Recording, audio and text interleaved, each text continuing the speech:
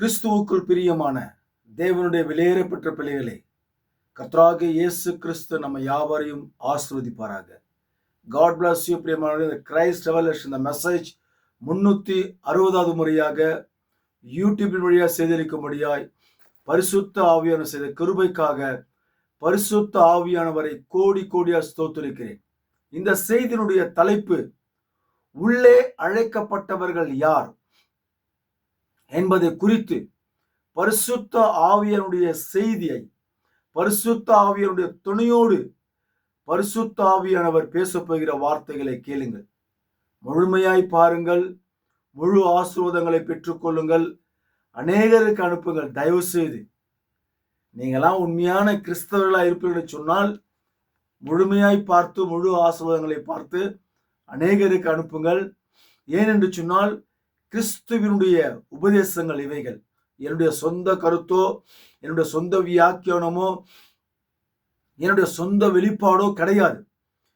கிறிஸ்துவனுடைய வெளிப்பாடு இது.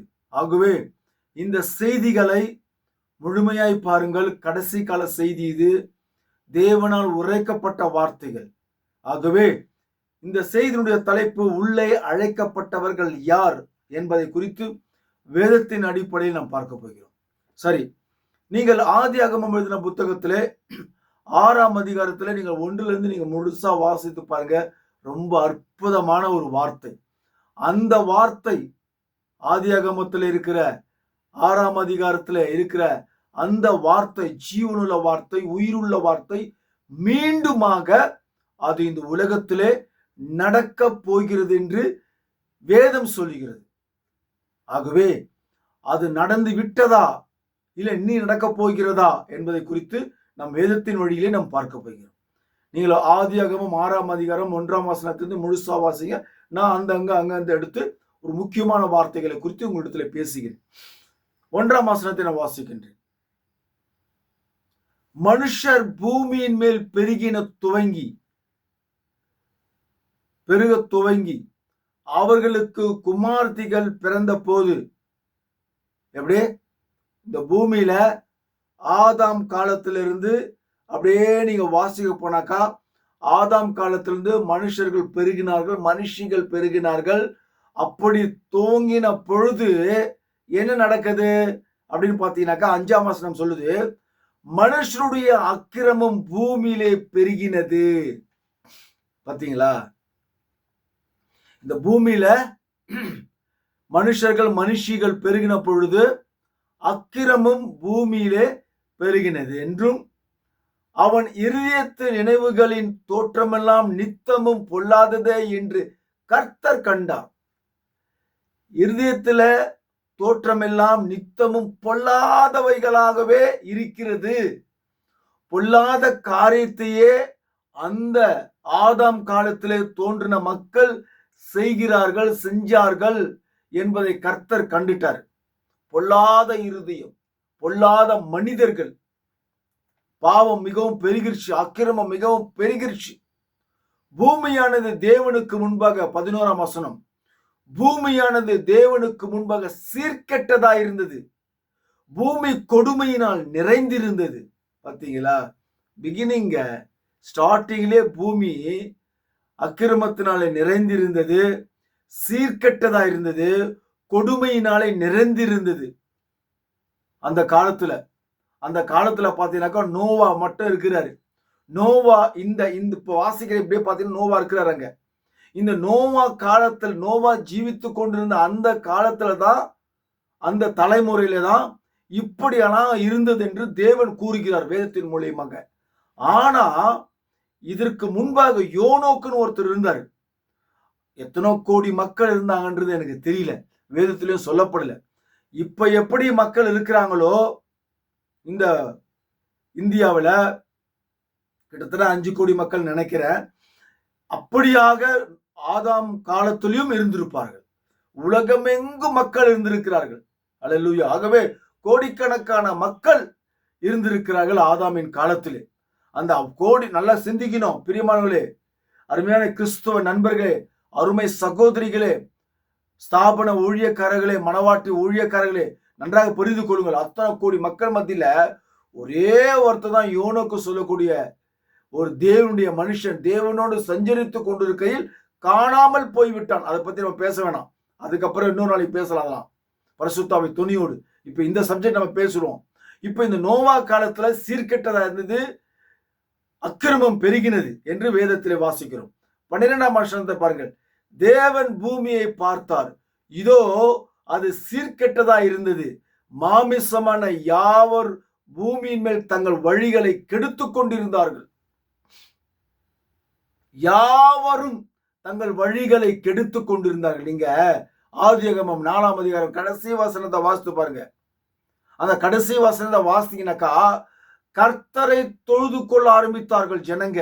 பேசிக்கலி அந்த கர்த்தரை தொழுது கொள்ள ஆரம்பித்தாங்களே ஜனங்க, அந்த ஜனங்கள் அத்தனை பேருமே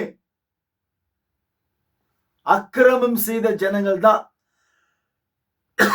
தேவனை தொழுது கொள்ள ஆரம்பித்த, தேவனை தொழுது கொண்டிருந்த, தேவனை நேசித்த, தேவனை உண்மையாய் விசுவாசித்த அந்த காலத்தில் இருந்த ஜனங்கள் இருந்தார்கள். ஏன்னா அப்படி இருந்தாலும் தான் தேவனை தொழுது கொள்ள ஆரம்பிச்சாங்க இல்லையா? அந்த ஜனங்கள் கூட சீர்கெட்டு போயிட்டாங்க. அது ஏன், எப்படி, என்ன காரணம்? சரி பாருங்க. ஆனா நோவாவின் கண்களுக்கோ தேவனுடைய கிருபை கிடைத்தது, நோவாவுக்கோ கர்த்தருடைய கண்களில் கிருபை கிடைத்தது என்று வேத வாக்கியம் சொல்லுகிறது. பாருங்க, யோனோக்கு கடந்து போயிட்டாரு, எடுத்துக்கொள்ளப்பட்டாரு. அப்புறமா பாத்தீங்கன்னாக்கா நோவா இருக்கிறாரு. நோவா ஒரு தேவ பக்தி உள்ள மனுஷன். தேவன் அவனை தெரிந்து கொண்டாரு. ஏன்னா அவங்ககிட்ட தேவ பக்தி இருந்ததுனால நோவாவை மட்டும் தெரிஞ்சுக்கிறாரு. நோவாவுக்கு ஒரு செய்தி வருது.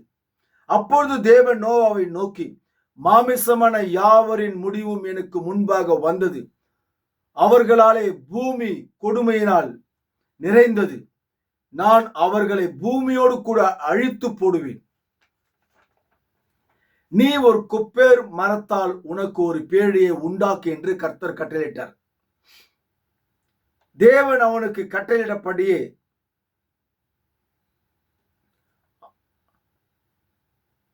அங்க தேவன் என்ன சொல்றாரு, கொப்பேறு மரத்தால ஒரு பேழையை கட்டளையிடு, நான் இந்த பூமியை அழிக்க போறேன். ஏன்னு கேட்டீங்கன்னாக்கா இந்த பூமியில தேவனுடைய பிள்ளைகள், இந்த ஜனங்கள் சீர்கெட்டு போய்விட்டார்கள். அக்கிரமம் பயங்கரமா இருக்குது, என்னாலேயே தாங்க முடியல, அதனால இந்த உலகத்தை அழிக்க போறேன். இந்த உலகத்தை அழிக்க போறனாக்கா மழையினால அழிக்க போற, அதனால நீ ஒரு குப்பேர் மரத்தால ஒரு பேழையை கட்டிடு, அந்த பேழைக்குள்ள நீயும் உன் மனைவி, பிள்ளைக, மருமகள் எல்லாம் போய் பிரவேசிங்க அப்படின்னு ஒரு கட்டளை கொடுக்குற நோவா கிட்ட. சின்ன செய்திங்க, ரொம்ப சின்ன செய்தி இதுதாங்க.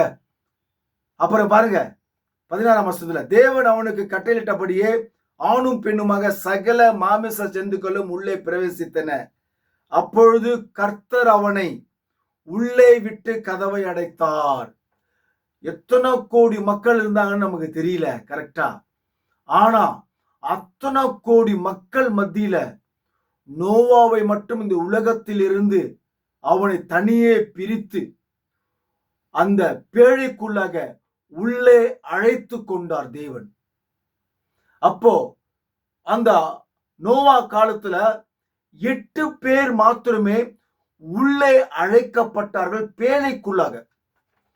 அந்த பேழைக்குள்ளாக எப்படி கட்டணும், எந்த சைஸ் கட்டணும் கர்த்தர் எல்லாமே சொல்லிட்டார். நீங்க எல்லாம் வாசித்து பாருங்க பைபிள்ல. தேவனால் மோசேக்கு நோவாக்கு கட்டளையிட்டபடி நோவா செய்து முடித்த பிற்பாடு தேவன் சொன்னபடி மழையை கட்டளையிட்டார். நோவாவை தேவன் உள்ளே அழைத்து உள்ளே தள்ளி அந்த பேழைக்குள்ளே தள்ளி அவர் கதவை அடைத்தார் என்று வேத வாக்கியம் சொல்லுகிறது. உலகத்திலிருந்து வேறு பிரித்தார் நோவாவை. ஏன்னா அவன் தேவ பக்தி உள்ள மனிதனாய் காணப்பட்டான் என்று வேதத்தில் இருக்கிறது. சரி, இதை குறித்து புதிய ஏற்பாட்டிலே நீங்கள் பார்க்க போனால் மத்தேயு 17ஆம் வசனத்தை வாசிக்கிற ஆதியாகமம் 6:16 6:17 வானத்தின் கீழே சுவாசமுள்ள சகல மாமிச ஜந்துக்களையும் அழிக்க நான் பூமியின் மேல் ஜல பிரளயத்தை வர பண்ணுவேன், பூமியில் உள்ள யாவும் ஆண்டு போகும் என்று அவர் சொல்லிட்டார். அப்புறம் ஆதியாகமம் 7:11 பாருங்க. அந்த நாளிலே மகா ஆழத்தின் ஊற்றுகள் எல்லாம் பிளந்தன, வானத்தின் மதகுகளும் திறவுண்டன. அப்போ வானத்திலிருந்து மழை வருது, பூமியிலிருந்து ஊற்றுகள் வருது. அப்போ அந்த நோவா காலத்துல அக்கிரமம் பெருகினதுனால தேவன் இந்த பூமியை மழை நீரினால அழித்து போட்டார். அந்த நோவாவை மட்டும், நோவா குடும்பத்தை மட்டும் 8 பேர் மட்டும் அந்த பேழைக்குள்ளாக உள்ளே அழைத்து கொண்டார் தேவன். அதாவது வசனம் சொல்லுது, யோவான் 6:44, பிதா ஒருவனை அழைத்து கொள்ளாவிட்டால், பிதாவானவர் ஒருவனை அழைத்து கொள்ளாவிட்டால் ஒருவனும் இயேசு கிறிஸ்து கிட்ட வர முடியாது. அது போல பிதாவானவர் நோவாவை பேழைக்குள் உள்ளே அழைத்து கொண்டார். இதை குறித்து மத்தேயு எழுதின புத்தகத்தில் நீங்கள் பாருங்கள், 24ஆம் அதிகாரத்திலே 37 39 வரைக்கும் வசனம் சொல்லுது. நோவாவின் காலத்தில் எப்படி நடந்ததோ, பாத்தீங்களா, நோவா காலத்தில் எப்படி நடந்ததோ அப்படியே மனுஷகுமாரன் வரும் காலத்திலும் நடக்கும். எப்படி எனில், சரிங்க, நோவா காலத்துல எப்படி நடந்தது இப்ப நம்ம வாஸ்து காமிச்சேன். அப்படி என்னதான் செஞ்சாங்க நோவா காலத்துல மக்கள், இல்லையா? அப்படி என்னதான் பண்ணாங்க அப்படின்னு பாத்தீங்கன்னாக்கா, நீங்க ஆதியாகமம் 6:2 நீங்க வாசிக்க போனாக்கா, தேவனுடைய குமாரர் மனுஷ குமார்த்திகளை அதிக சௌந்தரியம் உள்ளவர்கள் என்று கண்டு அவர்களுக்குள்ளே தங்களுக்கு பெண்களை தெரிந்து கொண்டார்கள். இதுதாங்க பயங்கரமான கொடுமை. இது மிகப்பெரிய ரகசியம். இது ஏற்கனவே நான் பேசியிருக்கிறேன் யூடியூப்ல இந்த சத்தியத்தை. இருந்தாலும் நான் சுருக்கமா பேசுறேன். இதை குறிச்சு இன்றைக்கு இருக்கிற ஸ்தாபன பெந்தகோஸ்துகள் ஒரு தவறான உபதேசத்தை தருகிறார்கள். அதாவது ஒரு பிரிவு என்ன சொல்றேன்னு கேட்டாக்கா, இந்த தேவதூதர்கள் யாருன்னாக்கா, பரலோகத்திலிருந்து ஆவிக்குரிய தேவதூதர்கள் கீழே இறங்கி வந்து மனுஷர்களாய் மாறி இந்த பூமியில் இருக்கிற மனுஷிகளை அவங்க திருமணம் பண்ணிக்கினே அவங்களுக்கு குழந்தைகளை பெற்றாங்கன்னு சொல்றாங்க. இதெல்லாம் ஒரு கிறிஸ்துவ சமுதாயத்துல இப்படியெல்லாம் பேசுனா அப்புறம் ஒரு புறஜாதி தெய்வத்துக்கும் இந்த கிறிஸ்துவ மதத்துக்கும் எந்த ஒரு வித்தியாசமே இல்லாம போயிடும். அது மிகப்பெரிய ஒரு தவறான ஒரு உபதேசம். தேவகுமாரர்கள் யார் என்று பார்க்க போனால், தேவனால் சிருஷ்டித்து உருவாக்கப்பட்ட அந்த ஆதாம், அவன் தேவனுடைய குமாரன். இந்த ஆதாம் வழியில வருகிறவர்கள் அத்தனை பேருமே தேவனுடைய குமாரர்கள். நான் சுருக்கமா சொல்றேன். பின்பு காயினை இந்த பூமியில ஏவாள் பெற்றெடுக்கிறார். இந்த காயின் நீங்க பார்த்தீங்கன்னாக்கா, ஆதாமுடைய விந்துக்கு பிறக்காதவன் தான் காயின். ஆதாமுக்கு பிறக்காதவன் தான் காயின். காயினுடைய தகப்பன் ஆதாம் இல்லவே இல்லை. நல்லா புரிஞ்சுக்குங்க ஸ்தாபன பாஸ்டர்களே, அருமையான விலையேறப்பட்ட விசுவாசிகளே, அருமையான விலையேறப்பட்ட கிறிஸ்துவ நண்பர்களே, தயவு செய்து புரிந்து கொள்ளுங்கள். இது மிகப்பெரிய ஒரு ஆழமான ஒரு செய்தி. ஆதியாகமம் எழுதின புத்தகத்திலே 3ஆம் அதிகாரத்தை மிகப்பெரிய செய்தி. அது தேவன் வானத்தையும் பூமியும் உண்டாக்குன தேவன் இந்த கடைசி காலத்திலே சொல்லப்படுகிற இந்த வில்லியம் மரியன் பிரென்னாம் இந்த தீர்க்கதரிசியை தேவன் தெரிந்து கொண்டு, இந்த தீர்க்கதரிசிக்கு மட்டும்தான் இந்த ஆதியாகமம் எழுதின புத்தகத்தை மட்டுமில்ல, வெளிப்படுத்தும் ஆதியாகமத்திலிருந்து வெளிப்படுத்தின புத்தகம் வரைக்கும் சகல ரகசியங்களையும் இவர் மூலியமாய் மட்டுமே தேவன் வெளிப்படுத்தியிருக்கிற ரகசியங்கள் இருக்கிறது. தேவனுடைய விலையேறப்பட்ட பிள்ளைகளே, உங்களை மாதிரி நானும் ஒரு சாதாரண ஒரு விசுவாசி தான். அல்லேலூயா. நானும் ஏஜி சபைய, சின்னமலையில் இருக்கிற ஏஜி சபையை சார்ந்தவன் தான். அங்கதான் இருந்தேன். இப்போ ஒரு பெந்தகோஸ்து, ரியல் பெந்தகோஸ்து சர்ச்சுக்கு, ரியல் பெந்தகோஸ்து, ஆதி பெந்தகோஸ்து சர்ச்சுக்கு நான் மீண்டுமாக திரும்பி அங்க இருக்கிறேன் இப்போ. அல்லேலூயா. ஆனா நான் இப்போ உண்மையான வேதத்தை ஆராய்ச்சி பண்ணி பல காரியங்களை ஆராய்ச்சி பண்ணின்னு வரேன். இது ஒரு நண்பர் பல வீடியோ பேசியிருக்கிறேன். ஓகே, அதனால நீங்க தப்பா நினைக்காதீங்க. கிறிஸ்துவ பிள்ளைகள் என்று சொன்னால் எல்லாத்தையும் ஆராய்ச்சி பண்ணி கிறிஸ்துவ மதத்தை கிறிஸ்துவ அதற்கு முன்னாடி தீர்க்கதரிசிகள் மார்ட்டின் லூத்தர், கொலம்பா, இரினியஸ், வெஸ்லி, இந்த மாதிரி நிறைய பேர் எழும்புனாங்க. அவங்களெல்லாம் நம்ம ஆராய்ச்சி பண்ணி படிக்கணும். உண்மையா நிஜமா இதெல்லாம் படிச்சுதான் உங்கள்கிட்ட சொல்றேன். இவர் உண்மையாலுமே தேவனால் அமெரிக்காவில் இருந்தவர் 1965 வரைக்கும் ஊழியர் செஞ்சிருக்கிறாரு. இவர் மூலியமா பயங்கரமான அற்புதங்கள் தேவன் செய்திருக்கிறார். இவர் மூலியமாக மட்டும்தான் தேவன் பரிசுத்த வேதாகமத்துக்கு மறைப்பொருள் எல்லா குறிச்சும் பேசியிருக்கிறார். 1600 மெசேஜ் பேசியிருக்கிறாரு. மிக அற்புதமான செய்தி. மரித்து போன தினகரன் கூட இவரை குறித்து பேசியிருக்காரு. பல வீடியோவில் பேசுகிறார். இன்றைக்கும் உலகமெங்கும் இவரை குறித்து பேசிக் கொண்டிருக்கிறார். பாம்பேக்கு கூட இவர் வந்திருக்கிறார் என்று பல வீடியோல எடுத்து நான் புத்தகத்துல இருந்து எழுதி வைத்து உங்கள்கிட்ட நான் பேசியிருக்கிறேன். 1954 நினைக்கிறேன் இவர் வந்திருக்காரு. பாம்பேல பேசுகிறார். பயங்கரமான அற்புதங்களை செஞ்சிருக்காரு. பயங்கரமான அற்புதங்களை செஞ்சிருக்காரு. பாம்பேல நிரூபிக்கப்பட்ட ஒன்று. இந்த சகோதரன் தீர்க்கதரிசி வில்லியம் மரியன் பிரென்னாம், இவர் தான் 7ஆம் தூதன். வெளிப்படுத்தின புத்தகம் 10ஆம் அதிகாரத்தில் சொல்லக்கூடிய 7ஆம் தூதன். அருமையான தேவனுடைய பிள்ளைகளே, இதெல்லாம் ஒரு ஸ்தாபன பாஸ்டர் பேச வேண்டியது. இருந்தாலும் தேவன் என்மேல் கொடுத்திருக்கிற கடமையை நிமித்தம் உங்களிடத்தில் அறிவிக்கிறேன். ஹல்லேலூயா. ஆகவே இந்த தீர்க்கதரிசி மூலமா அழகா தேவன் பேசியிருக்கிறார். இந்த மாதிரி நான் இப்ப பேசுற காரியத்தை புத்தகத்தை படித்துதான் உங்கள்கிட்ட நான் பேசுறேன். அதனால இந்த ஆதாம் மூலியமாய் வருகிறவர்கள் அத்தனை பேருமே தேவனுடைய குமாரர்கள். சரி, ஓகே. இப்ப ஆதாம் தான் தேவனுடைய குமாரன். இவர் மூலியமா வந்த அந்த காலத்துல வந்த ஆதாமுடைய சோரி வாஸ்து பாருங்க, அதெல்லாம் தேவனுடைய குமாரர். காயினுடைய சன்னதியிலிருந்து தோன்றப்பட்டவர்கள். காயினுடைய தகப்பன் யாருன்னு கேட்டாக்கா, காயினுடைய தகப்பன் சாத்தான். இன்னும் சொல்லப்படாத காயினுடைய தகப்பன் யாருனாக்கா சர்ப்பம். சர்ப்பத்துக்குள்ளாக சர்ப்பம் சொல்லக்கூடிய ஒரு மிருகம் ஆதாமை போலவே இருக்கக்கூடிய ஒரு மிருகம். ஓகே, ரொம்ப அதிகமா பேச வேணாம், நான் ஏற்கனவே பேசிட்டேன். சாத்தான், காயினுடைய தகப்பன் யாருன்னா சாத்தான். இந்த காயினுடைய வழியிலே வருகிறவர்கள் தான், அந்த சந்ததி தான் மனுஷர்கள், மனுஷ குமார்த்திகள். இந்த தேவனுடைய குமாரர்கள் மனுஷ குமார்த்திகள் அதிக சௌந்தரியம் உள்ளவர்கள் என்று கண்டு அவர்களை தேவனுடைய குமாரர்கள் இந்த மனுஷ குமார்த்திகளை, காயினுடைய சனியில வருகிற அந்த மனுஷ குமார்த்திகளை திருமணம் செய்து கொண்டார்கள். இப்படி கலப்படமான பிற்பாடுதான் இந்த பூமியில அக்கிரமம் பெருகினது. இந்த பூமி சீர்கெட்டு போனது. தேவன் கோபம் அடைந்தார். தேவனுக்கு பிடிக்காத ஒரு காரியத்தை தேவனுடைய குமாரர்கள் செய்தார்கள். ஆகவே அங்கு உள்ள மக்கள், கோடிக்கணக்கான மக்களை பார்க்கும் பொழுது நோவா மட்டுமே தேவபக்தி உள்ள மனிதனாக இருந்தான். ஆகவே நோவாவை தெரிந்து கொண்டு இப்படி சொல்றாரு, நீ ஒரு பேழையை உண்டாக்கு. இந்த பேழையை உண்டாக்குன பிற்பாடு நான் மழையை கட்டளையிட போறேன். இந்த இப்ப இருக்கிற பூமியில இருக்கிற சகல ஜனங்களையும், எல்லா ஜீவ சுவாசத்தை அத்தனையும் அழிக்க போறேன். அதுக்கப்புறம் 2 மிருகங்களை தேவையானதை சேர்த்துக்கோ, பேழைக்குள்ள சேர்த்துக்கோ. நிறைய சொல்ல முடியாது, நீங்க பைபிளை வாசிங்க அப்படின்னு சொல்றாரு. சேர்த்துக்கினாரு. அப்போ அதனால தேவன் பூமி அழிக்க போறாரு. ஆக மொத்தத்துல தேவனுடைய குமாரர்கள் யார் என்று பார்க்கமானால் ஆதாம் தேவனுடைய குமாரன். நீங்க இன்னும் உங்களுக்கு சொல்ல போனாக்கா, நீங்க லூக்கா எழுதின புத்தகத்துல 3ஆம் அதிகாரத்திலே நீங்க வாசித்து பாருங்கள். லூக்கா 3ஆம் அதிகாரம் 23 38 வரைக்கும் வாசிங்க தயவு செஞ்சு. லூக்கா 3ஆம் அதிகாரம் 23 38 வரைக்கும் வாசிங்க.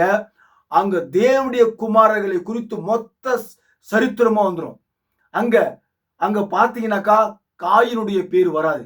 அதே மாதிரி ஆதியாகமம் 5ஆம் அதிகாரத்துல ஆதாமுடைய வம்ச வரலாறுல பாருங்க, ஆதாமுடைய வம்ச வரலாறுல காயினுடைய பேர் வராது. இங்கேயும் ஆதாமுடைய வம்ச வரலாறு வருகிறது, அங்கேயும் காயினுடைய பேர் வராது.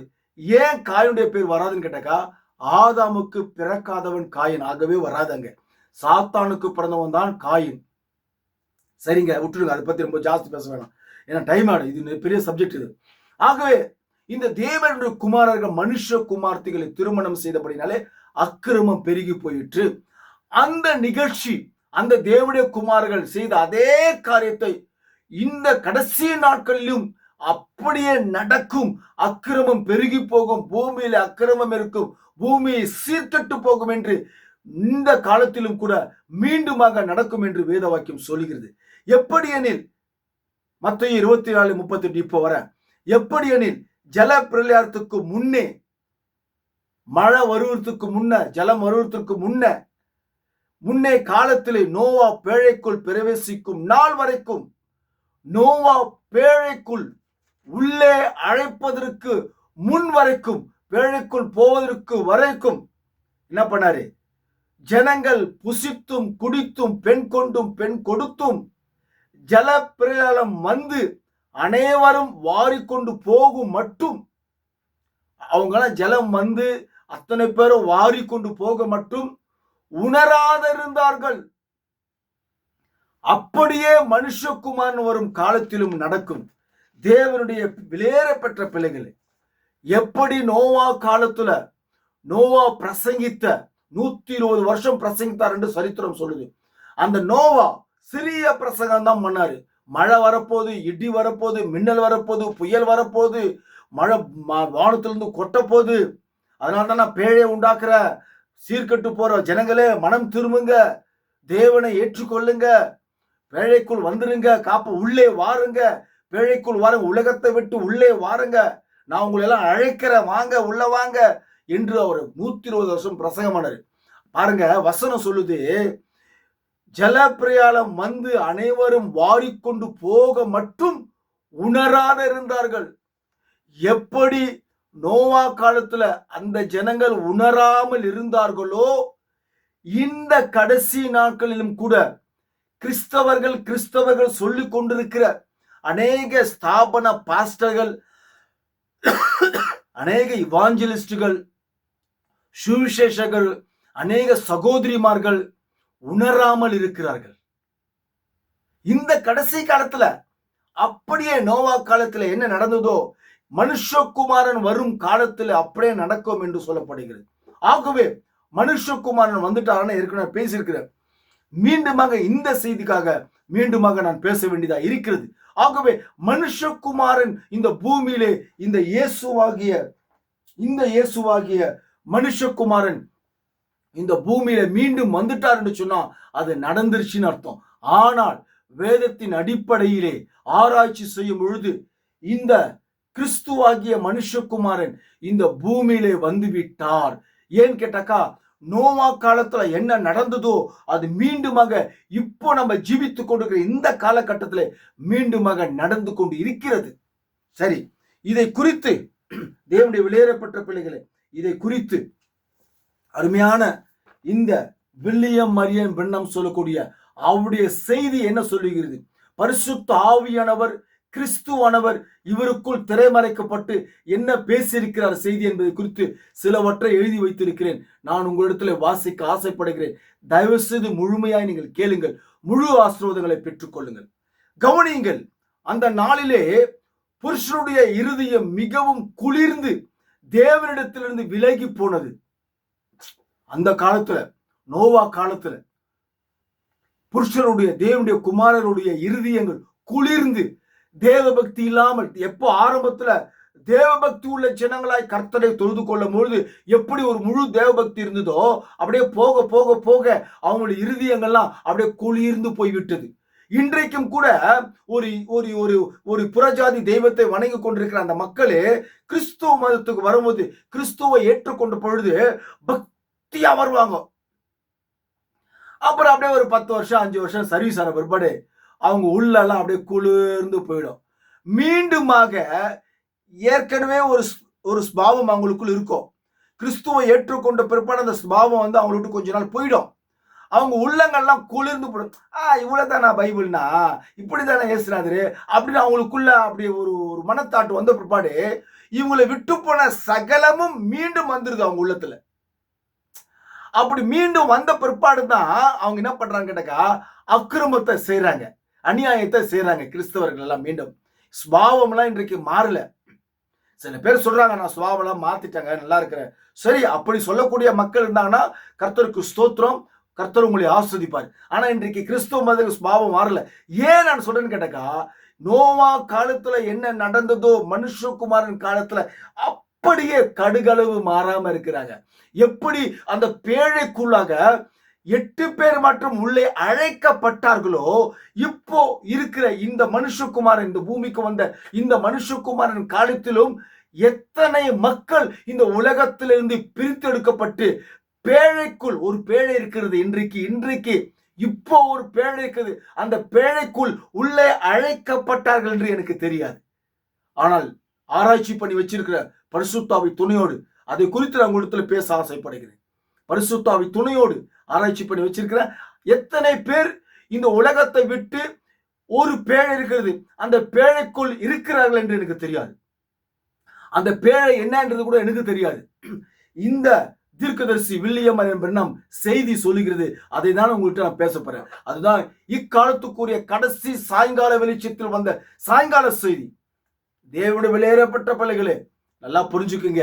இன்றைக்கு இருக்கிற பெந்தகோஸ்து பாஸ்டர்கள் உண்மையான வெளிப்பாட்டிலும் மறைப்பொருளும் சத்தியத்திலும் ஜீவிக்காமல் அவர்கள் ஊழியங்களை செய்து கொண்டு வருகிறார்கள். உண்மையான வார்த்தை அவர்களுக்கு இன்றும் தெரியாது.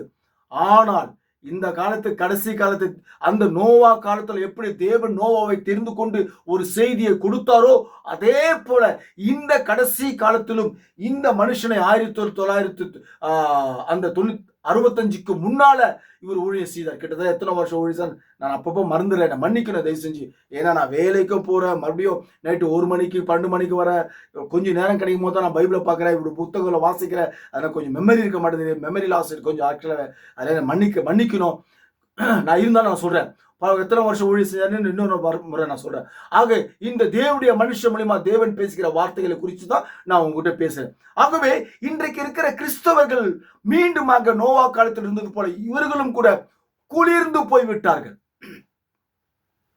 சகோதர சிநேகம் இருக்காது. கிறிஸ்தவர்கள்ட்ட உண்மையான அன்பு இல்ல, உண்மையான பாசம் இல்ல, கிறிஸ்துவுக்குள் பயப்படுகிற பயம் இல்ல. அது மனவாட்டியா இருக்கட்டும், அது ஒரு கிறிஸ்தவனாகட்டும், யாரா இருக்கட்டும். இதுதான் ட்ரூ, உண்மையா நான் பேசுறேன் உங்ககிட்ட.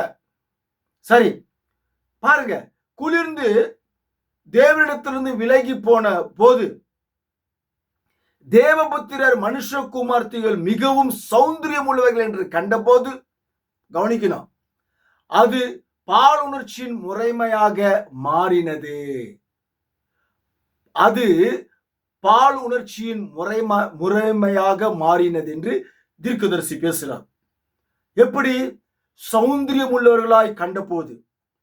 பாருங்க, மேக்கப் இல்லாம, லிப்டிக் இல்லாம, ஒரு சாதாரண ஒரு புடவையோ இல்ல சாதாரண உடையோ போட்டுக்கின்னு ஒரு சாதாரணமான ஒரு சகோதரியை பார்த்தாக்கா, அந்த சகோதரியை பார்த்தா பால் உணர்ச்சி தூண்டக்கூடிய ஒரு உணர்வு எந்த ஒரு ஆணுக்குமே இருக்காது. ஆனா அவங்க இன்றைக்கு எப்படி நோவா காலத்துல சௌந்தரியம் உள்ளவர்களா இருக்க கண்டு தேவபுத்திரர்கள் திருமணம் செஞ்சுக்கினாங்களோ, இன்றைக்கும் கிறிஸ்தவர்களை குறித்து நான் பேசுறேன். கிறிஸ்தவர்கள் சொல்லி கொண்டிருக்கிற பாஸ்டருடைய பொண்டாட்டிங்க இல்ல கிறிஸ்துவ சகோதரிங்க, அவங்க எல்லாம் என்ன பண்றாங்க கேட்டாக்கா, தன்னுடைய சரீரங்களை அழகுபடுத்துறாங்க. சினிமா நடிகர்களை போலவே மேக்கப் போட்டிருக்கிறது, அது முகத்தை ஷைனிங் வச்சுக்கிறது, லிப்டிக் போட்டிருக்கிறது. இதெல்லாம் என்ன பார்த்தீங்கன்னாக்கா எஸ்ஏபேலுடைய தங்கச்சிங்க. அவங்களாம் இன்றைக்கு இருக்கிற பாஸ்டர் பொண்டாட்டிங்க எல்லாம் மேக்கப் போட்டுக்கின்னு தன்னுடைய சரீரங்களை அழகுபடுத்திக்கின்னு வெளியேறப்பட்ட சாரியை கட்டிக்கின்னு இப்படி வெளியே வந்து காமிக்கிறாங்கனாக்கா, அது எந்த ஒரு ஆணுக்குமே பால் உணர்ச்சியை தூண்டக்கூடிய ஒரு உணர்வு எல்லா சகல பூமியில் இருக்கிற எல்லா ஆண்களுக்குமே அது இருக்கும். ஏன் கேட்டாக்கா, நோவா காலத்துல அதுதான் நடந்தது. ஐயா நாங்களாம் அப்படி இல்லையா, நாங்களாம் உண்மையாலுமே கர்த்தருக்குள் இருக்கிறையா சொல்லுவான் பாரு சாத்தான், அவன் தான் ரியல் சாத்தான். நாங்களாம் அப்படி இல்லையா, உன் கண்ணு சரியில்லையா, உன் காது சரியில்லையா சொல்லுவான். அதெல்லாம் நீங்களாம் அப்படி பேசலாம். ஆனா இந்த வேதம் இருக்குதே, வேதத்தை பொய்யா மாற்ற முடியாது. வேதம் சொல்லுது, உனக்குள் இச்சை இருக்கிறது, உனக்குள் பாவம் இருக்கிறது. நீ சாவர வரைக்கும் இந்த பூமியை விட்டு போற வரைக்கும் உனக்குள் பாவம் இருக்கும். அதை முதல்ல புரிஞ்சுக்க. நான் சொல்ல, வேதம் சொல்லுது. ஆனால் நீங்கள் கிறிஸ்துவுக்குள் முழுமையாய் ஒப்பு கொடுத்து முழுமையாய் தேவனுடைய வார்த்தையில பிறக்க பொழுது உனக்குள் இருக்கிற பாவம் உன்னை விட்டு பரிபூர்ணமாய் போயிடும். ஆனா இன்னைக்கு அப்படி இல்லை மகா. கிறிஸ்துவுக்குள் உண்மையா தேவனுடைய வார்த்தையில பிறக்காத மக்கள் தான் இன்னைக்கு நோவா காலத்துல இருந்தது போல இன்றைக்கு இருக்கிற அநேகர் இருக்கிறாங்க. மனவாட்டின்னு சொல்லுவான், நான் உண்மையான கிறிஸ்துவன் சொல்லுவான். அவனா நோவா காலத்துல எப்படி இருந்தா அப்படிதான் இன்னைக்கு இருக்கிறாங்க. ஏன்றதை உங்களுக்கு நான் இப்ப காமிக்கிறேன். ஆகவே இங்க அக்கிரமம் எப்படி பெருகிருச்சு. இப்போ அந்த ஸ்திரீகள்லாம் தன்னுடைய அழகை சௌந்தரியப்படுத்தி தன்னை சௌந்தரியப்படுத்தி பலிப்படுத்தல நின்று இன்றைக்கு இருக்கிற பாஸ்டர் பொண்ணுங்கள பாட்டு பாடுறாங்க, பீச்சில் போய் பாட்டு பாடுறாங்க, மலையில போய் பாட்டு பாடுறாங்க. பாருங்க, அவங்களை பார்க்கும் பொழுது அதிக சௌந்தரியம் உள்ளவர்களாய் அவர்கள் காணப்படுகிறார்கள். ஆனா தீர்க்கதரிசி சொல்றார், தீர்க்கதரிசி சொல் கேளாதவன் எவனோ அவன் ஜனத்தில் இராதபடிக்கு நிர்மூலமாக்கப்படுவான் என்று வேத வாக்கியம் சொல்கிறது. பிரியமான, ஆகவே இந்த தீர்க்கதரிசி சொல்றாரு, அது பாலுணர்ச்சியின் முறைமையாக மாறி போனது நோவா காலத்துல. அதே தான் இப்ப வசித்துக் கொண்டிருக்கிற இந்த காலத்திலும் ஒவ்வொரு ஆண்களுக்கும் பாலுணர்ச்சியை முறைமையாக மாறி போனதுனாலதான் பலவிதமாக பேசுகிறார்கள். எப்போ ஒரு சகோதரன் ஒரு பாஸ்டர் பொண்ணாட்டியை பார்த்து நான் ரொம்ப செக்ஸியலா இல்லை, நான் ஒழுங்கா டீசெண்டா சாரி போட்டிருக்கிறேன், நான் எப்படி அப்படியா நான் பார்த்தா தெரியுது உங்களுக்குலாம் அப்படின்னு பார்த்துருக்கா, அப்படிதான் பார்த்தா தெரியுது சாத்தான்களை உங்களெல்லாம் அப்படிதான் பார்த்தா தெரியுது. எப்போ நீ மேக்கப் போட்டு லிப்டிக் போட்டு தன்னுடைய முகத்தை கவர்ச்சியாய் காண்பிக்கிறாயோ நீ சௌந்தரியம் உள்ள பெண்ணாய் நீ மாறுகிறாய். அப்ப நீ சௌந்தரியம் உள்ள பெண்ணாய் மாறும் பொழுது நோவா காலத்துல என்ன செய்தார்களோ, தேவனுடைய புத்திரர்கள் மனுஷ புத்திரிகளை திருமணம் செய்து கெடுத்து கொண்டார்களோ, தேவனுடைய பார்வையிலே அது மிகவும் கொடுமையாய் காணப்பட்டதோ, அதே தான் இன்றைக்கு இருக்கிற தேவனுடைய புத்திரர்கள், அதாவது தேவனுடைய கிறிஸ்துவ பிள்ளைகளும் கூட உலகப்பிரமான பெண்களை பார்த்து திருமணம் செய்து கொண்டு தன் வாழ்க்கையில மிகவும் கஷ்டப்பட்டு கொண்டிருக்கிற அநேக குடும்பங்கள் இருக்கிறது. நோவா காலத்தில் நடந்து போல இப்ப நடக்குதா? அன்னைக்கு என்ன செஞ்சாங்களோ அதுதான் இன்னைக்கு பூமியில நடந்து கொண்டு வருது. ஒவ்வொரு கிறிஸ்தவனும் உலகப்பிரமான பெண்களை பார்த்து மயங்கி, தன் இச்சையினாலே மயங்கி, அவளை திரும்ப நல்ல பொண்ணு, அவ கிறிஸ்தவ மதத்துக்கு வந்துருவா, ஆண்டவரை ஏற்றுக்குவார் சொல்லி திருமணம் செஞ்ச பிற்பாடு அவங்க குடும்பம் நாசமா போகுது. போதா இல்லையா? போகுது. சரி, பரிசுத்தாவி பேசுறத கவனிங்க. பரிசுத்தாவி பேசுறத அது பாலுணர்ச்சியின் முறைமையாக மாறினது. இப்போது நாம் ஜீவிக்கிற இந்த நாளை நோக்கி பாருங்கள். அல்லேலூயா, கர்த்தருக்கு கோடி ஸ்தோத்திரம். இவர் சொல்றாரு, தீர்க்கதரிசி சொல்றாரு, வில்லியம் மரியம் பிரணாம் சொல்றாரு, இப்பொழுது நாம் ஜீவிக்கிற இந்த நாளை நோக்கி பாருங்கள். நான் மரியாதைக்குரிய பெண்களை குறித்து பேசவில்லை. அவர் சொல்றாரு பாருங்க, அவ்வளவு அழகா, மரியாதைக்குரிய பெண்களை குறித்து நான் பேசவில்லை. இல்லை ஐயா, இல்லை, அவர்களை குறித்து நான் பேசவில்லை. அவர்கள் தேவனின் ஒரு கருவிகள். யாரு? மரியாதைக்குரிய பெண்கள். கிறிஸ்துவுக்குள் ஜீவிக்கிற பெண்கள் எப்படி இருப்பார்கள் என்று வேதம் மிகவும் அழகாய் சொல்லப்படுகிறது. அப்படிப்பட்ட பெண்களை குறித்து நான் ஒன்றும் பேசல. அவர் சொல்றாரு, ஆனால் அவர்களை காட்டிலும் அதிகமானோர் பெண் கொண்டும் பெண் கொடுத்தும் தங்களை குறித்து அக்கறை இல்லாதவர்களுமாய் இருக்கிறார்கள். நான் அவர்களை பற்றி தான் பேசுகிறேன். நான் அவங்களை பற்றி தான் பேசுகிறேன். அவ்விதமாக தான் இருக்கும் என்று தேவன் வேதத்திலே கூறியிருக்கிறார். போதுமா? அவ்விதமாக தான் இருக்கும் என்று தேவன் வேதத்திலே பேசியிருக்கிறார். அப்படியாக தான் இன்றைக்கும் இருக்கிறது. நோவா காலத்தில் நடந்தது போல இந்த காலம் நோவா காலத்தில் தான் நம்ம ஜீவிக்கிறோம். நோவா காலத்தில் என்ன நடந்துச்சோ அதே தான் இன்னைக்கு இருக்குது. நோவா காலத்தில் தான் வாழ்ந்து கொண்டிருக்கிறோம். வேதத்தில் கூறியிருக்கிறார், நோவாவின் நாட்களானது முடிவிற்கு வருமுன், நோவாவின் காலம் முடிவுக்கு வருமுன் அவர்கள் பெண் கொண்டும் பெண் கொடுத்தும் இருந்தார்கள் என்று இயேசு சொன்னார். இவையெல்லாம் இப்படி இருப்பதற்கு ஒரே ஒரு காரணம் தான், பொல்லாத ஆவிகள் இறங்கி மக்களுக்குள்ளே புகுந்து இந்த காரியங்களை செய்தது என்று வேதம் கூறினதை நாம் உணர்கிறோம். பொல்லாத ஆவிகள். இன்றைக்கு ஒரு பாஸ்டருடைய பொண்டாட்டி மேக்கப் போட்டு சபையில நின்னுக்குன்னு அழகா ஸ்டைலா, ஏசு அழைக்கிறார், ஏசு என்னையா பாட்டு இது? அந்த பாட்டை ஒழுங்கா தான் பாடுங்கள. அந்த பாட்டை கூட செக்ஸியா பாடணுமா, கவர்ச்சியா பாடணுமா? இன்றைக்கு இருக்கிற கிறிஸ்துவ பாடலை நீங்க பாருங்க. கிறிஸ்துவ பாடலை, அந்த பாடலை சினிமா பாடலை மாதிரியே கவர்ச்சியா பாடுறது. எத்தனையோ பாட்டு நானும் கேட்கிறேன். நான் ஒரு உதாரணத்துக்கு இந்த பாட்டை பாடுறேன்.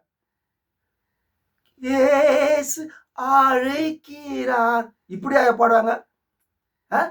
எத்தனையோ பாட்டுகள் சினிமா பாட்டு ராகமே, சினிமா பாட்டு செக்ஸியா அந்த வாய்ஸை கொண்டு வருது. இதெல்லாம் ஒரு நோவா காலத்தில் நடந்தது போலவே மனுஷகுமாரின் காலத்தில் நடக்கணையா? இவங்களா இப்படி செய்யணும். ஏன்னா வேதம் சொல்லுது. என்ன காரணம்? என்ன கீழே விழப்பட்ட ஆவி மனுஷனுக்குள்ளே புகுந்து இப்படியெல்லாம் கிறிஸ்துவ மக்கள், கிறிஸ்துவ போதகர்கள், கிறிஸ்துவ போதகருடைய மனைவிகள் செய்கிறார்கள். இதை புரிஞ்சுக்க மாட்டேன்றீங்களாம்மா? இன்னைக்கு சினிமா பாட்டு போல மியூசிக்கு பாட்டெல்லாம் பாடி மொட்டைக்கை வச்சு டான்ஸ் ஆடி நிற்கிறாங்க வாலிபர்கள், பாஸ்டர் சொல்லக்கூடிய வாலிபர்கள். அவங்களுக்குள்ள பிசாசின் ஆவி இருக்கிறது என்று அநேக முறை பேசியிருக்கிறேன். தீர்க்கதரிசி அதுதான் சொல்றது. ஹல்லேலூயா. பாருங்க எவ்வளவு அற்புதமா பொல்லாத ஆவிகள் இறங்கி மக்களுக்குள்ளாக புகுந்து இந்த காரியத்தை செய்ததென்று வேதம் கூறினதை நாம் உணர்கிறோம். அதே அசுத்த ஆவிகள் தான் இன்றும் நம்முடைய நாட்களிலே கிரியை செய்து வருகிறது. கவனிச்சீங்களா? அதே அசுத்தாவி, நோவா காலத்திலிருந்து அதே அசுத்தாவிதான் இன்றைக்கும் அதே ஆவிதான் சபைக்குள்ளாக சென்று கிரியை செய்து கொண்டு வருகிறது இந்த உலகத்திலே. அதே காரியம்தான். ஆண்கள் கவர்ச்சியையே மேல் நோக்கி பார்த்தனர். ஆண்கள் கவர்ச்சியையே மேல் நோக்கி பார்த்தனர். எத்தனை ஆம்பளைங்க இன்னைக்கு மேக்கப் போட்டு லிப்டிக் போட்டு பெண்களை பார்த்து, அந்த சிஸ்டர்ப்பா என்ன அழகாகிறாங்களே மச்சி, அந்த சிஸ்டர் பத்தி மச்சி சொன்ன அழகாகிறாங்க மச்சி அப்படி சொன்னால, அப்பவே ஆவிக்குரிய ஜீவித்துல அந்த சகோதரி ஆவிக்குரிய விபச்சாரியா மாறிட்டான். அதை நீங்க புரிஞ்சுக்குங்கம்மா பாஸ்டர்களை. ஃபர்ஸ்ட் உன் பொண்டாட்டிங்களை பாட்டு பாடுறதுல நிப்பாட்டு, மேக்கப் போடுறதுல நிப்பாட்டு. இல்ல மேக்கப் இல்லாம நார்மல் கேலா நின்று அங்க பாட்டு பாடுங்க. தன்னை அழகை சௌந்தரியப்படுத்தாதீங்க. ஆண்கள் கவர்ச்சியையே நோக்கி பார்த்தனர். தேவகுமாரர் ஒரு கோட்டையை பார்த்து கொண்டு ஒரு கோட்டையை பாதுகாத்து கொண்டு இருக்க வேண்டியவர்கள் மனுஷ குமார்த்தியை நோக்கி பார்த்தனர். அல்லேலூயா.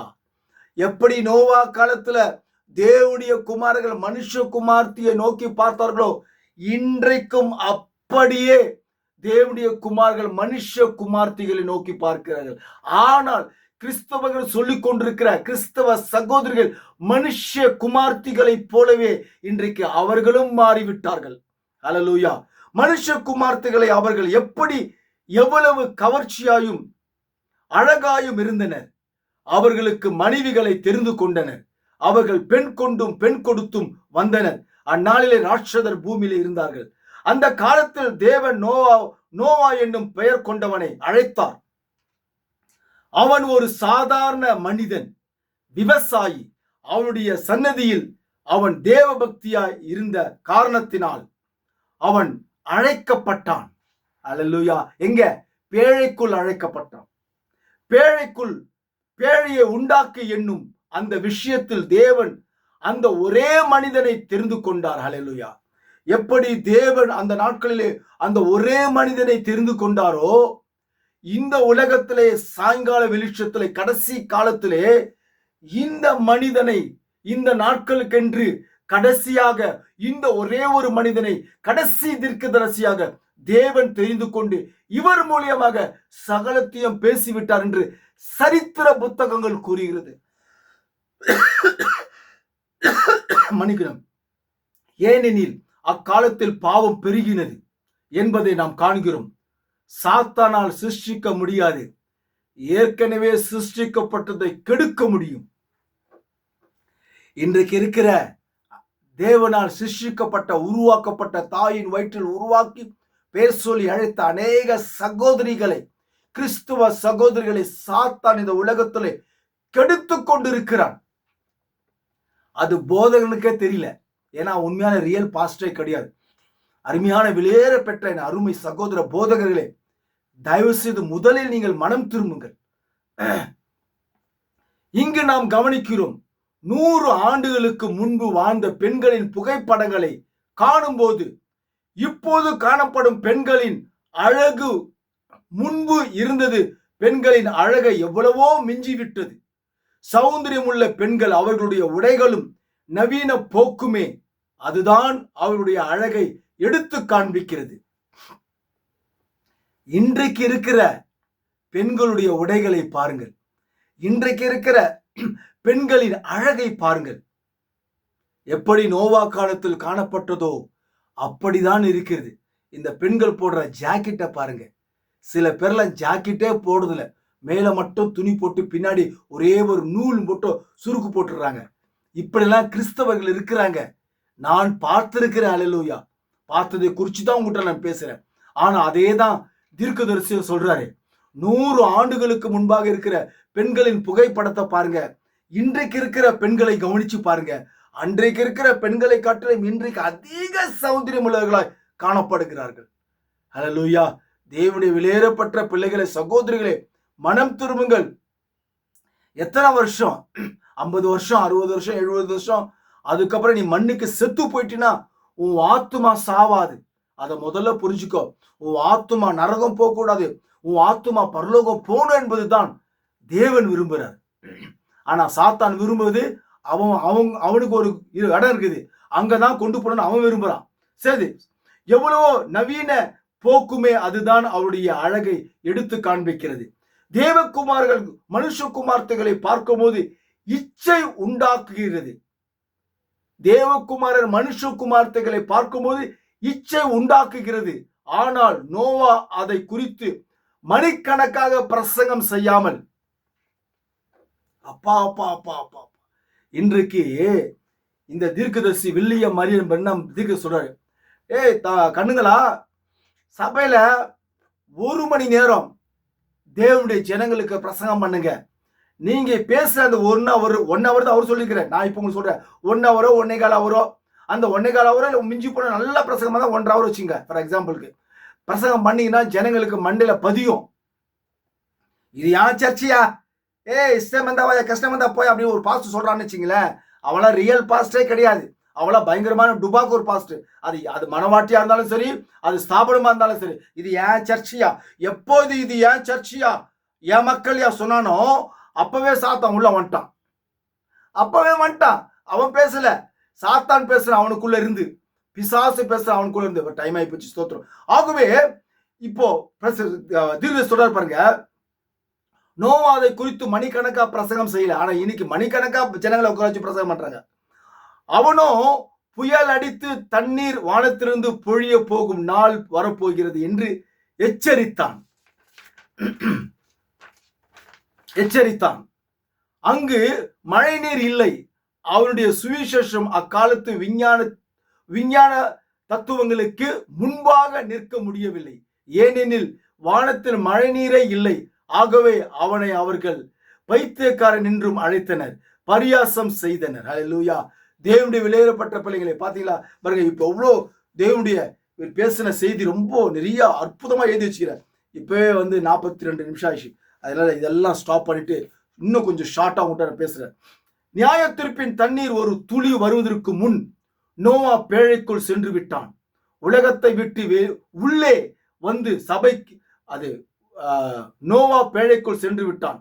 உலகத்தை விட்டு உள்ளே வந்த சபைக்கு சாயலாக இருக்கிறது. தீர்க்கதரிசி சொல்றாரு, இந்த மனுஷன் சொல்றாரு,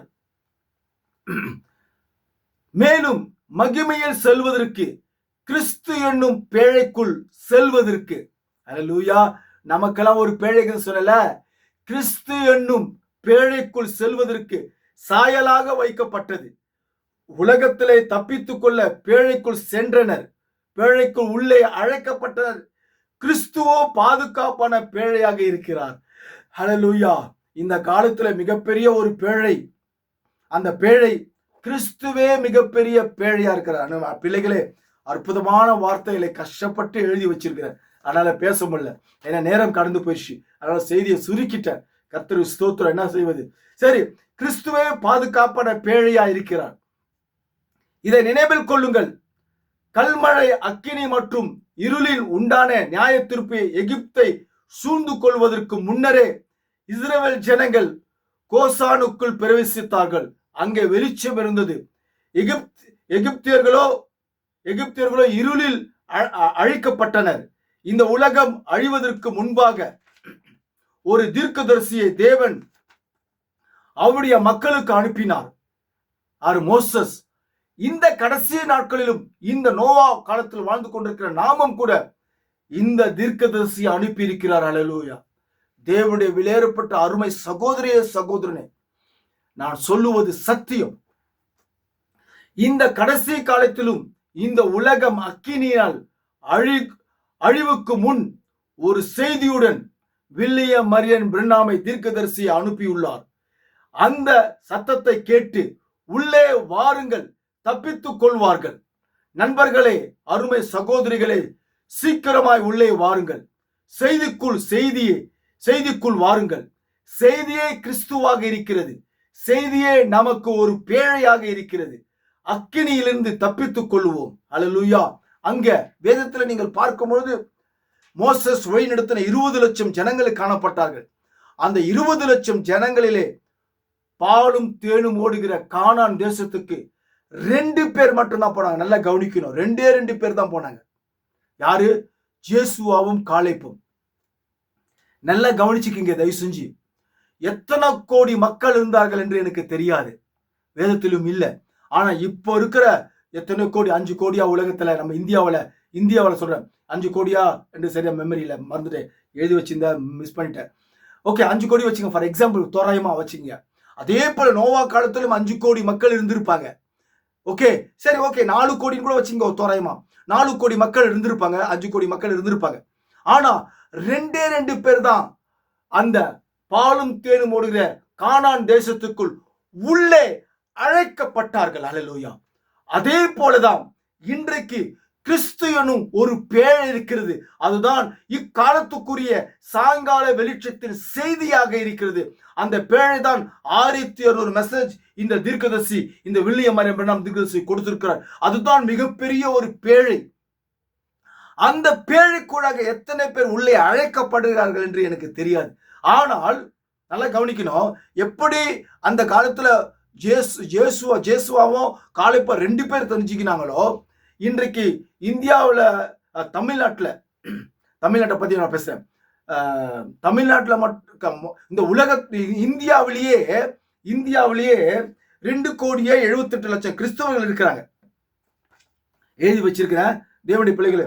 2,78,00,000 கிறிஸ்தவர்கள் இருக்கிறாங்க. 2,78,00,000 கிறிஸ்தவர்கள்.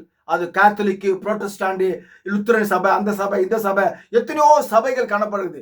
2,78,00,000 கிறிஸ்தவர்கள் இருக்கிறார்கள் என்று சொல்லுது, நெட்ல பார்த்தா சொல்லுது. அது அப்படி பார்த்தீங்கன்னா, கணக்கு பிரகாரம் பார்த்தீங்கன்னாக்கா, அப்ப எத்தனை பேர் தான் அந்த பேழைக்குள் வருவாங்க, கிறிஸ்து எனும் பேழைக்குள், அந்த வார்த்தைக்குள் வருவாங்க, உண்மையா ஜீவிப்பாங்கன்னு பார்த்தீங்கன்னாக்கா 27 பேர் தான். ஏன்னா 20 லட்சம் பேர்ல 2 பேர் தான் வந்தாங்க. அந்த கணக்கு பிரகாரம் நான் பேசுறேன்.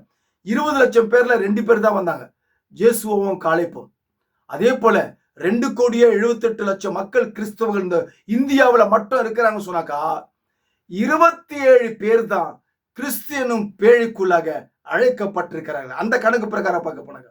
ஆனா சில சபையில பார்க்கிற 600 பேரு, 500 பேரு, 300 பேரு, 200 பேர் இருக்கிறாங்க.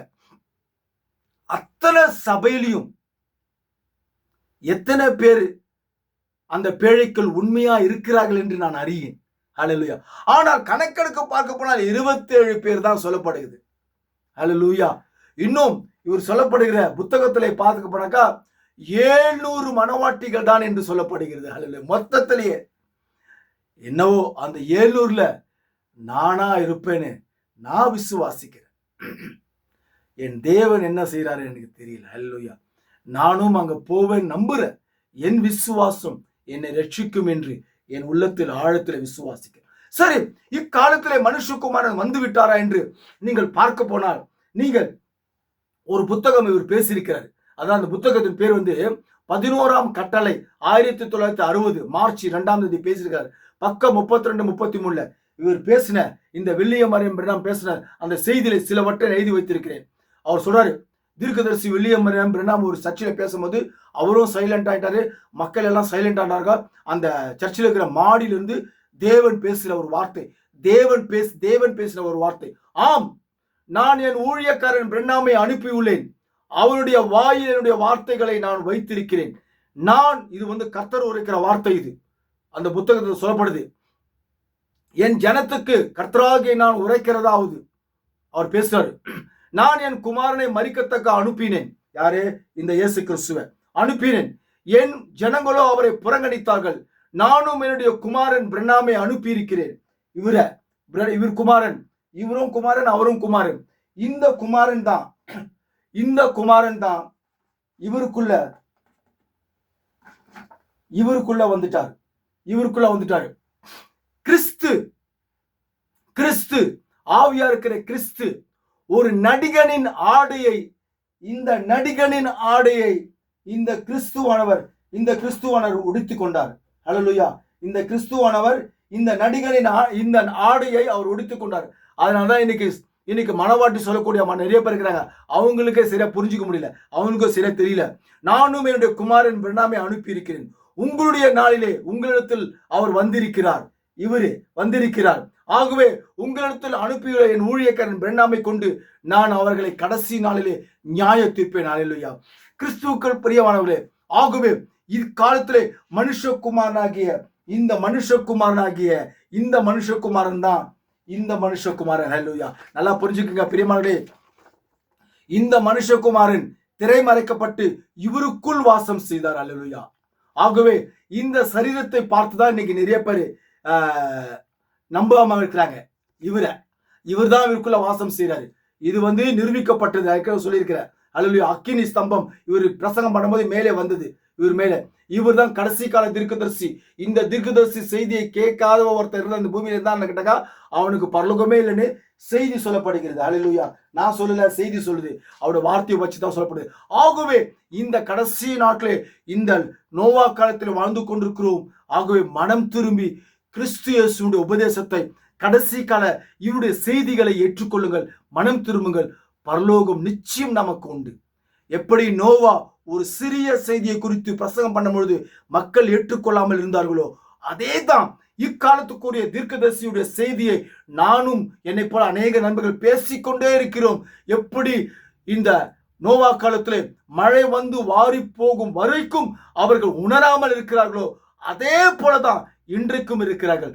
நோவா பிரசங்கத்தை நீங்க பார்த்தீங்கன்னாக்கா மனம் திரும்பாமல் இருந்த, ரட்சிக்கப்படாமல் இருந்த ஜனங்களுக்கு தான் நோவா பிரசங்கம் செய்து கொண்டிருந்தான் என்று இவர் பேசியிருக்கிறார். அதே போலதான் இந்த காலத்திலும் ரட்சிக்கப்படாமல் இருக்கிற ஜனங்களுக்கு தான் இவருடைய செய்தியை குறித்து பேசி கொண்டிருக்கும் கிறிஸ்தவர்களுக்கு. ஆனா அவங்க சொல்லுவாங்க நாங்க ரட்சிக்கப்பட்டன்னு சொல்லுவாங்க.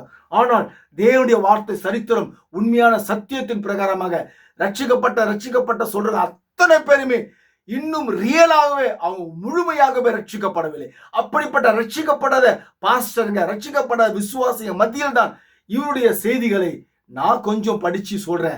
எனக்கு மேல நிறைய பேர் இருக்கிறாங்க, அவங்களும் சொல்லின்னு வராங்க. ஆனா இந்த பூமியில மீண்டும் அக்கினி பூமியில இறங்கி வந்து இந்த பூமியை அழிப்பதற்கு முன்பாக கிறிஸ்து எனும் பேழைக்குள் உள்ளே வந்து விடுங்கள், நீங்கள் தப்பித்துக் கொள்ளலாம். காட் பிளஸ் யூ பிரியமான. கர்த்தர் உங்களையும் அடியனையும் ஆசீர்வதிக்கட்டும். அநேகருக்கு செய்திகள் அனுப்புங்க. God bless you.